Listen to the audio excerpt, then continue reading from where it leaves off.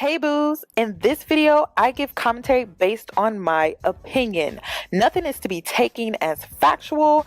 We are just here to have conversation. We don't expose and we don't sip tea on this channel. I'm giving you real talk straight, no chaser. Let's see if you can handle it.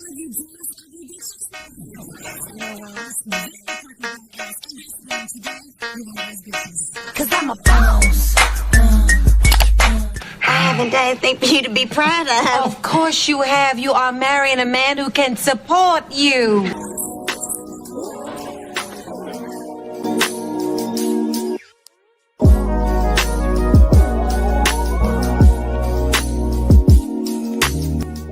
I haven't talked about decentering men in I haven't done a video in a while, and I'm really thinking about doing a dedicated video because I really want to put this to rest. There was someone that left a comment on my Instagram because she feels that I shouldn't talk about men at all when it comes to decentering men. I'm a heterosexual woman. I still date men. I'm still into men. I'm still interested in men. I'm just not a male-centered woman. Now, I'm going to explain to you what that is for me. I don't believe in rules. And it's so crazy. Like in sisterhood or womanhood, you have women that believe in rules constantly. I believe in principles. That's what I believe in. I believe in living with integrity, humility, compassion, and understanding, and having an understanding for others, or willing to seek understanding in others.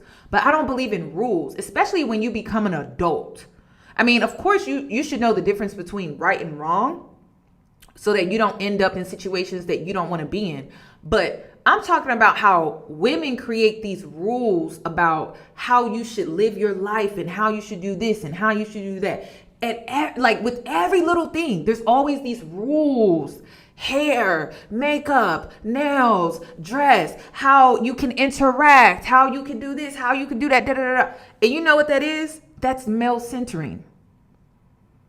Because you know what men do? Create rules for women to follow. Hell, sometimes they create rules for women to follow that they don't follow themselves. Stop with the rules. You know what that is? Placing limitations on your life, keeping you from being able to experience things that you were meant here, where you were meant to come here to experience things. Stop putting rules on your life. And then some of you are putting rules on your life from what someone on social media has said. You're not allowing yourself to experience. You're not allowing yourself to flow. You're limiting yourself. You're putting a lot of limitations on yourself, unnecessary limitations. You're not even allowing yourself to go through certain experiences to understand yourself better. You're putting a limit there. So what it means to truly decenter for me, and I'm sharing it with you. You can apply it if you want or you don't. It's what I decided to do was change the computer chip. I am a program. When I came here, they put a computer chip in me that I didn't ask. And they programmed me to think a certain type of way. So they filled up my system with all of this data. You know what I decided to do when I decentered men? I decided to remove that computer chip, delete the data, erase the memory. And I decided to insert my own computer chip with a new program, with new data, with a new memory. And it's called self. So it doesn't mean, and it comes with a new processor, right? So a lot of women are so fixated on changing out the monitor and think they're doing something. So they feel like you can't have an opinion about men at all. You shouldn't talk about men at all because that's what it means to decenter men. That's you just changing out the monitor. That's it. That's it. The real work is all mental. It is changing out the processor. It's deleting the old program. It's removing the outdated data. That's what it really means to decenter men. It's a thought process. It's how you process things, experiences, information. It's how you process certain things that you go through. So when you truly decenter, it's how you view yourself in the world.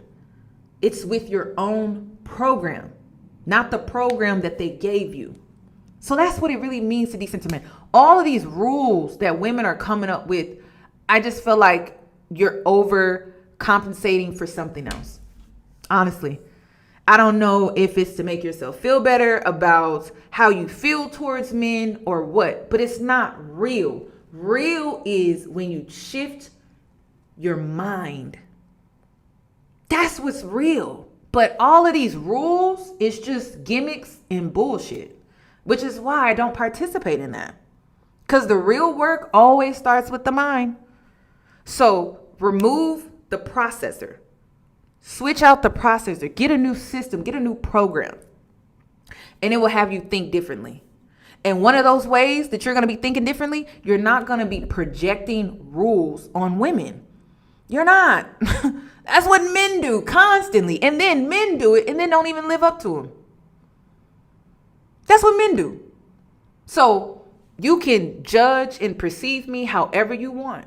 But one thing about it, my mind is decentered. Seriously. And every little thing that I do. And I didn't even know how much we center men until I literally removed the computer chip. I didn't understand how much we center men until I changed the processor.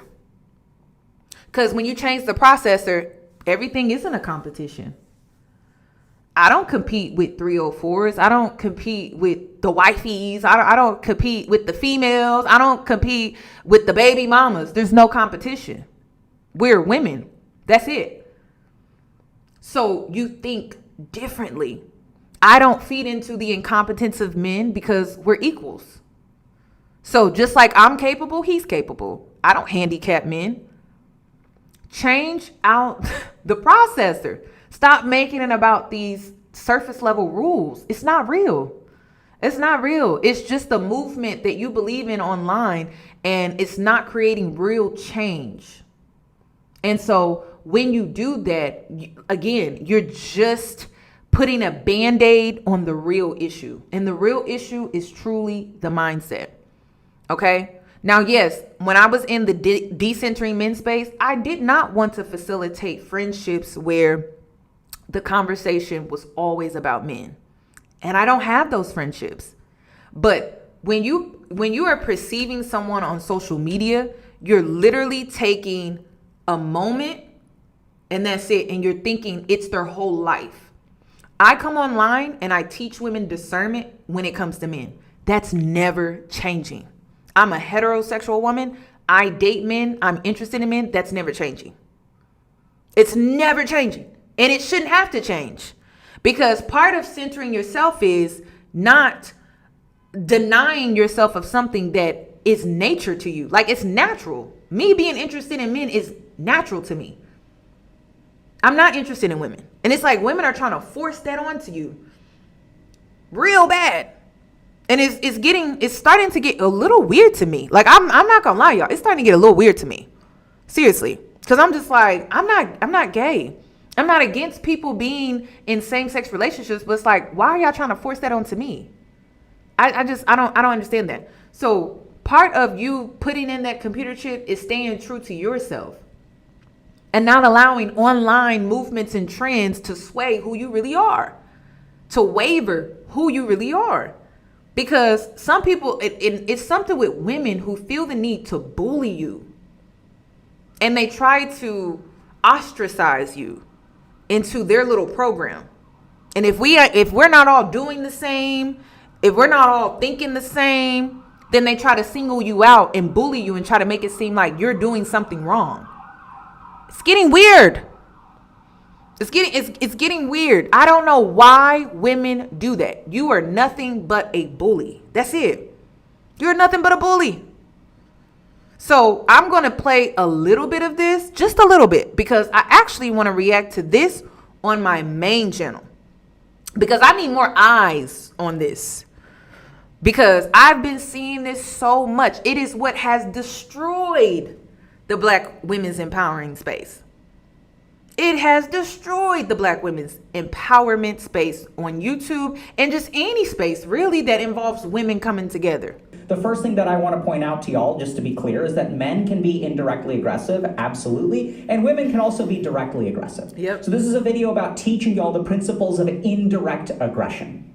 Now, why do we talk about women if we're talking about indirect aggression? Because frankly, that's what most of the studies are on. So let's talk a little bit about female bullying and aggression. The first thing is that it is indirect, which means it isn't about doing something. It is actually about the avoidance of doing something.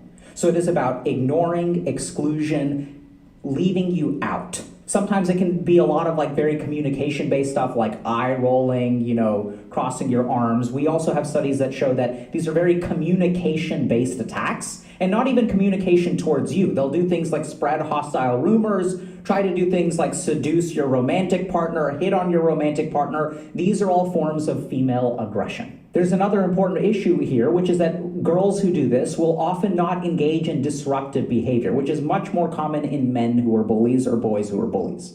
So since they don't engage in a directly disruptive behavior, there's not something that they can be found guilty of, right? So if you go to your frenemy, and you say, hey, can you please stop hitting on my boyfriend?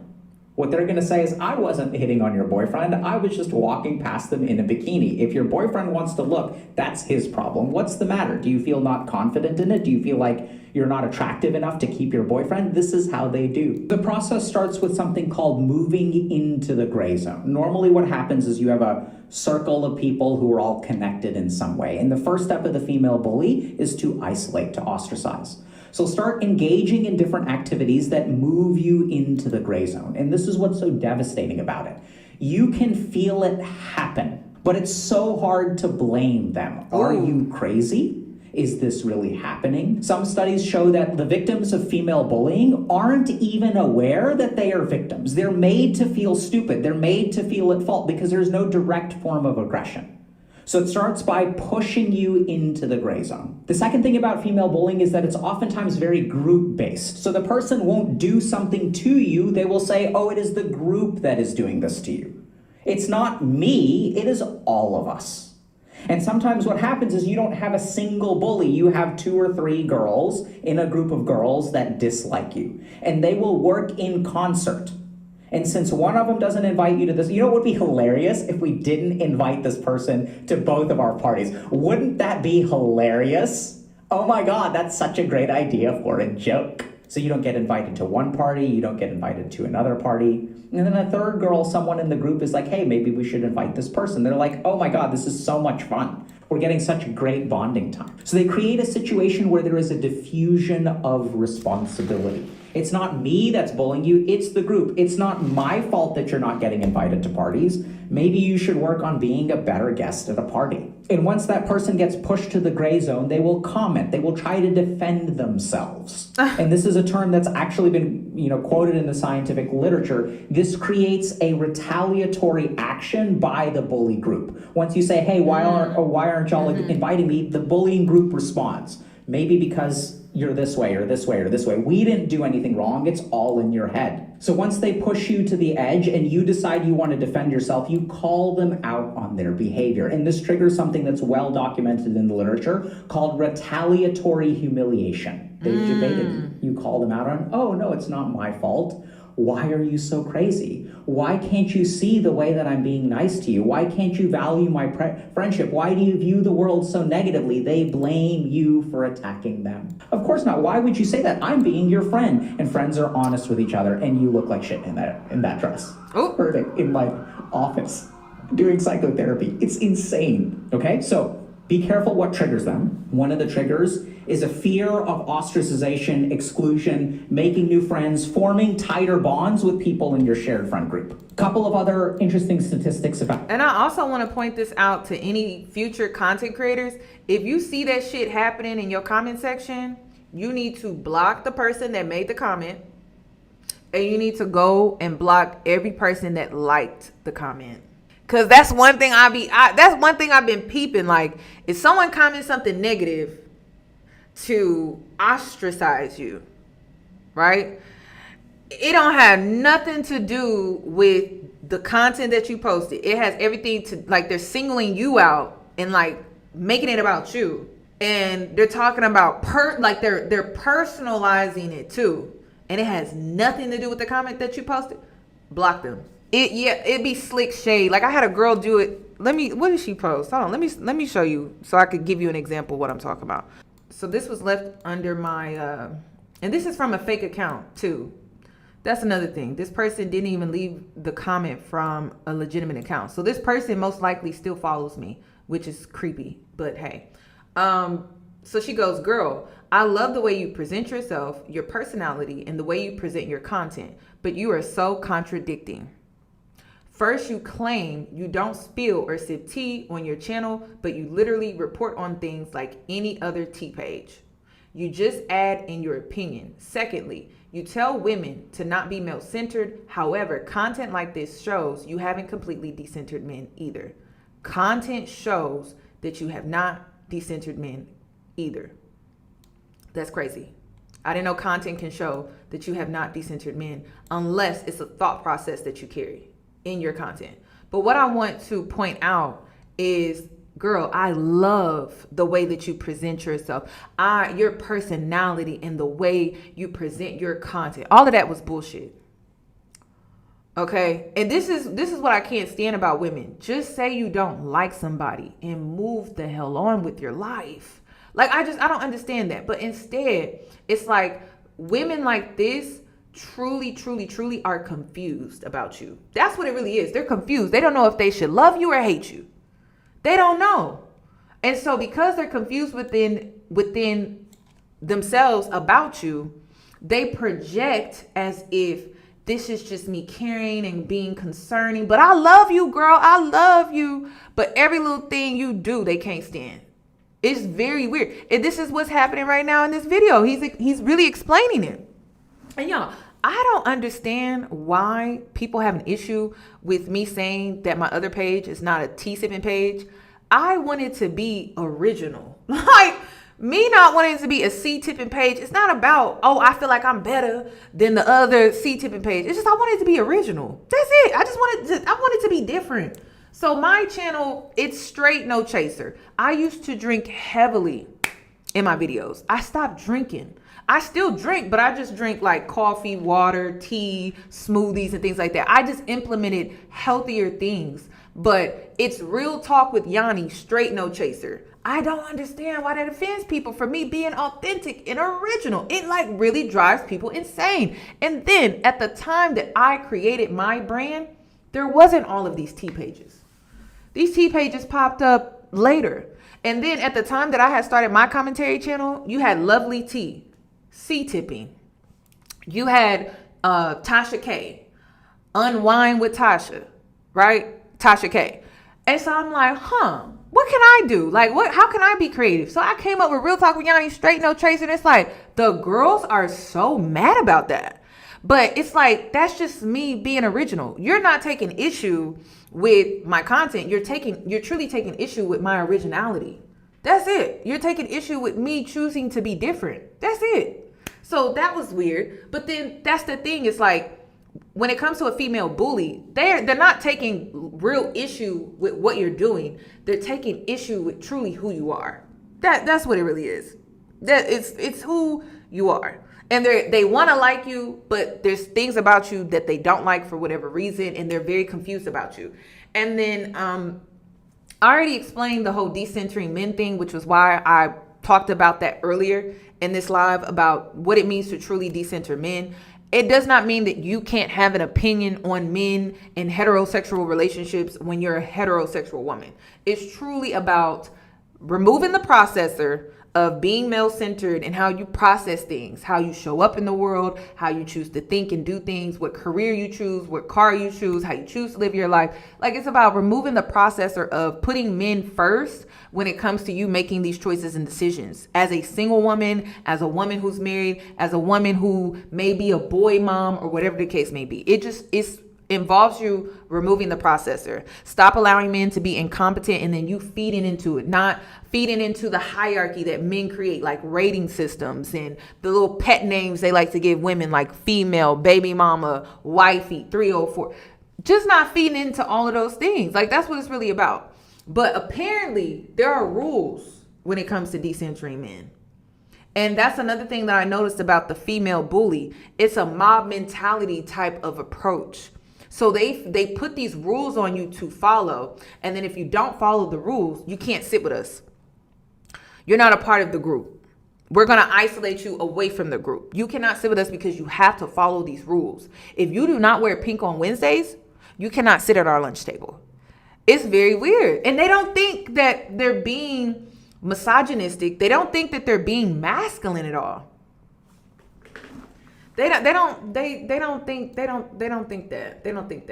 Decentering men, to me, when it comes to being a boy mom, is just, you don't baby your son. You allow that son to truly be accountable and responsible for their actions starting at a very young age, instead of handicapping them or feeding into the incompetence of the males, just not doing that. So no, it doesn't matter what lifestyle you choose, because a lot of people feel like if you decenter men, you can't have a son, which is like, y'all, I've heard some of the stupidest things on social media. I've heard some of the craziest rules on social media. Like, seriously, this is not a cult. And if you feel like you got to live your life a certain type of way to fit in with a group of women, you really have low self-esteem. Stand on your own 2 feet. Do you have to enable and coddle the boy that you're raising, your son? No, but just leave it at that.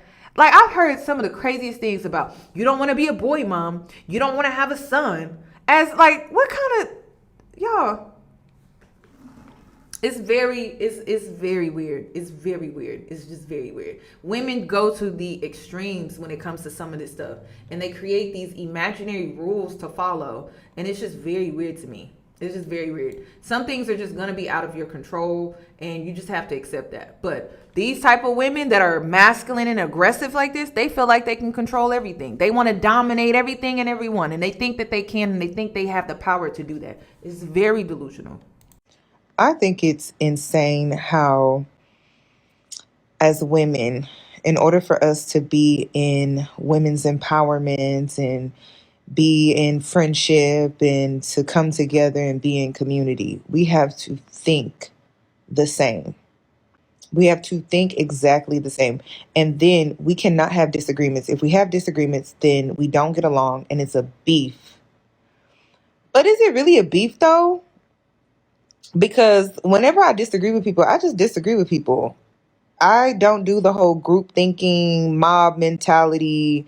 I don't get down like that. And the reason is because I'm responsible for myself. So I think for myself. And I have to be honest with you. When it comes to women who are really big on the whole mob mentality, they be dumb. I'm sorry. And so I can't give you that type of power over me. So I'm going to think for myself. And that means we may disagree. But that don't mean we beefing though. You know what I'm saying? Because I'm responsible for my own choices and decisions as a grown-ass woman. So I think for myself, and I don't do the group thinking. I don't do the mob thinking. I don't do the, hold on, let me call such and such to check in to see if she thinks I should do this. I just do me. I do what I want when I want to do it, when I feel like doing it. I don't need to call nobody to check to see if they think it's a good idea. I make my own choices and decisions. I know how to think for myself. But I notice if you really want to be a girl's girl, you really want to be women's empowerment, you got to think like them. You can't even think for yourself. You got to think exactly how they think.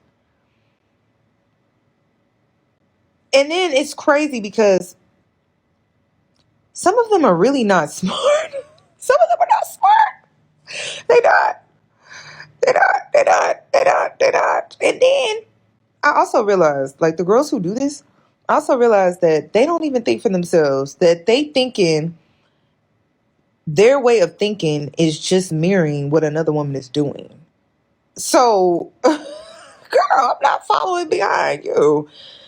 I don't do that. I don't do that. That's why I think for myself. And thinking for myself, it pays me very well, and it has gotten me very far in life. About aggression and female bullying. There's a stereotype that female bullies are attractive. And this is probably true. So when a woman is attractive, they are more likely to engage in bullying. The really interesting thing what the movies don't tell us is that if you're an attractive woman, you are also more likely to be bullied. So you're about 35% more likely to be bullied if you are an attractive woman. And once again, remember what's going on here. It's about... Y'all, I can confirm this. Now, yes, have I been bullied by women majority of my life and I'm just now coming to the realization that I have? Yes. But since glowing up, it has gotten worse to the point where I'm looking up videos, like I'm watching videos like this, trying to figure out like what the fuck is going on? Like seriously, like what the hell is going on? And so this validated me too. I was like, oh my God, like y'all, I'm telling you, I feel so bad because I used to be the ugly duckling when I was younger. I just got to be honest with you. I used to be the ugly duckling. Like I really had the Cinderella story. So like, yeah, I was bullied then. I was bullied for being like weird and like different, especially as a black girl. But y'all, it's so much worse now. Like it's awful. And then no one feels bad for you because, well, you're attractive. You have beauty. Suck it up. Deal with it. It's crazy. And then you could really be a kind person in nature at heart. Like you wouldn't hurt a fly. You wouldn't do anything malice towards anyone. And people do all of these things towards you and they just expect for you to just take it because you have beauty. It's crazy. Like y'all, when I tell you I want to go back to my ugly duckling stages and hug the pretty girls, like I really do. I want to give them a hug so bad because I'm like, oh my God, I'm so sorry. Like I'm so sorry. I had no idea. And we do stereotype the attractive girl or the most beautiful girl in school because, you know, that's kind of how it plays out in movies and things like that. But man, y'all, like I feel so bad because I'm like, I never knew the other side was like this. But like, no, like the attractive girl, yeah, sometimes she can be the bully. She can. But that's not in all cases. Like I have gotten some of the nastiest stares from women. I've been looked up and down.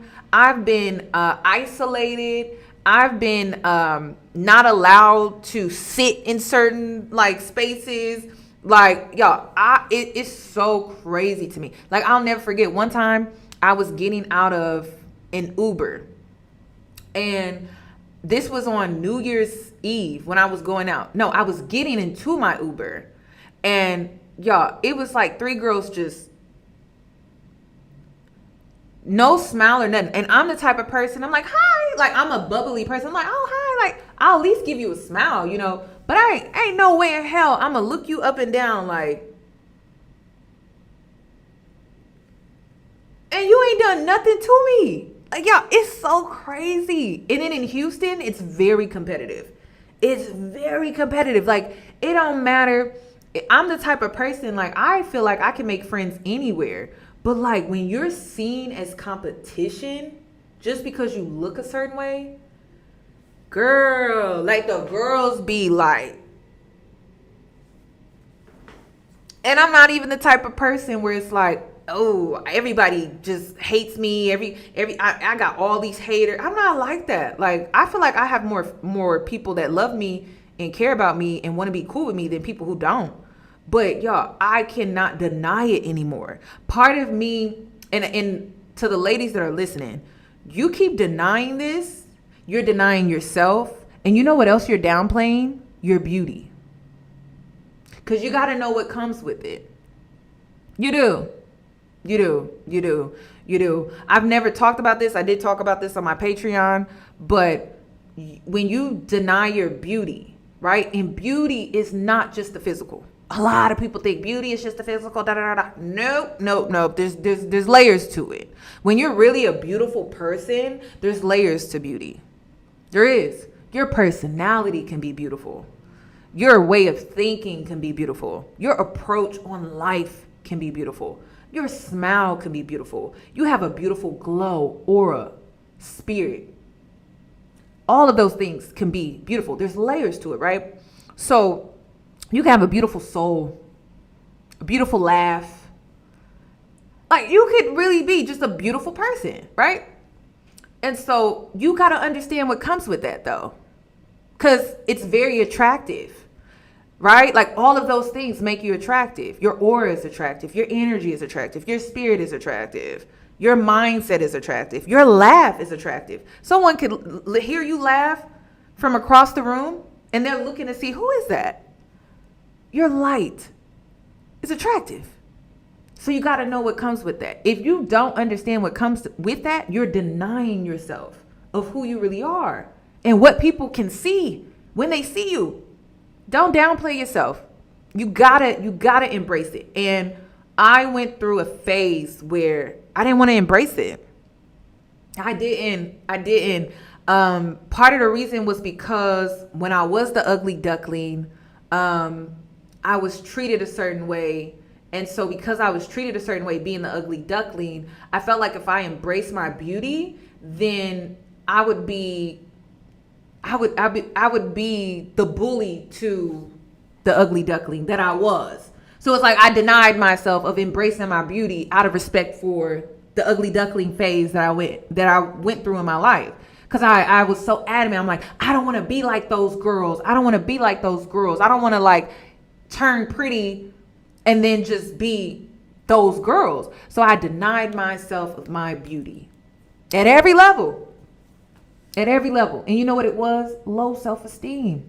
That's what it was. It was low self-esteem. That's all it was. Stop denying who you are. You got to embrace yourself fully. And you got to heal the little girl that may have went through that ugly duckling phase, right? Where you were maybe shy, timid, you were really inward and everything. You gotta heal her. And then you gotta show up in the world and show people that beautiful people don't have to be bullies. Beautiful people don't have to be mean. Beautiful people don't have to just treat people any type of way just because they feel like they can because they're beautiful. You can rewrite that stereotype. It's a choice. So you don't feel like you have to not embrace the beauty just to keep it real with your younger self or staying true because of your younger self. No, embrace it and change the stereotype. That's what you can do. And so once I decided to do that, I'm like, okay, I became comfortable. I started to become comfortable. I'm like, okay, I am beautiful. Like, you know, I am an amazing person.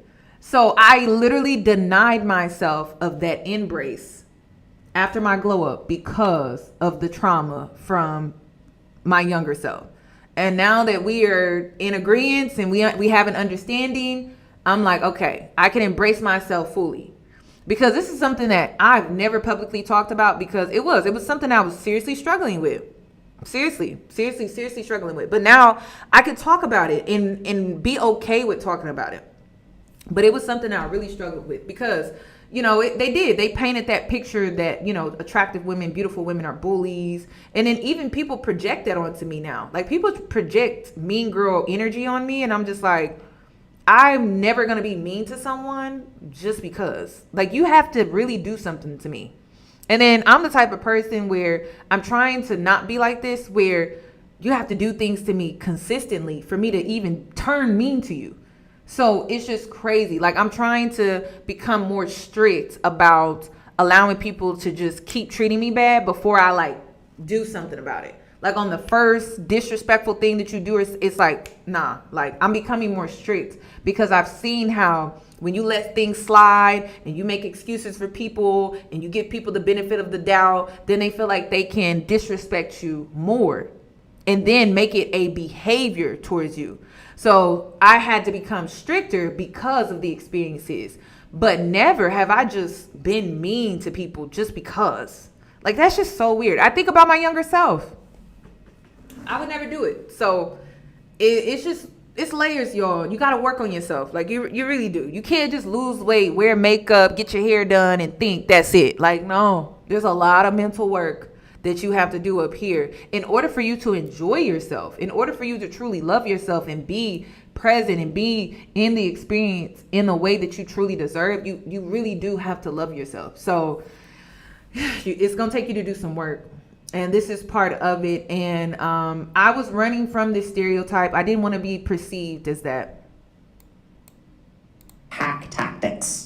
right? It's if you're the prettiest girl in the group, something that can happen is a couple of other girls in the group can be jealous of you. There's a lot of stuff about mating, which we'll talk about in a second. I hate to say this stuff, but somewhat true, right? Where if you're the pretty person, and this is what's so interesting. So why are you more likely to be victimized if you're a pretty woman? Not just by male aggressors, by female aggressors too, because that increases the plausible deniability. Oh, pretty women, you have pretty privilege. You get all of the advantages in life. Crazy. You're so lucky.